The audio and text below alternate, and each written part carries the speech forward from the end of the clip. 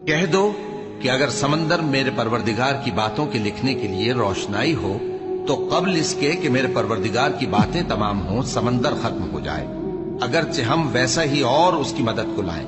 جو کچھ آسمانوں اور زمین میں ہے سب اللہ ہی کا ہے، بے شک اللہ بے نیاز ہے، لائق حمد و ثنا ہے۔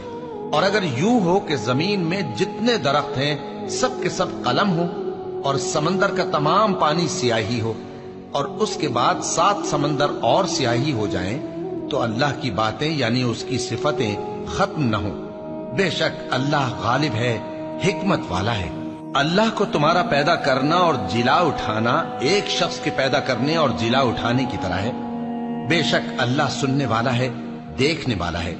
کیا تم نے نہیں دیکھا کہ اللہ ہی رات کو دن میں داخل کرتا ہے اور دن کو رات میں داخل کرتا ہے، اور اسی نے سورج اور چاند کو کام میں لگا رکھا ہے، ہر ایک وقت مقرر تک چل رہا ہے، اور یہ کہ اللہ تمہارے سب اعمال سے خبردار ہے۔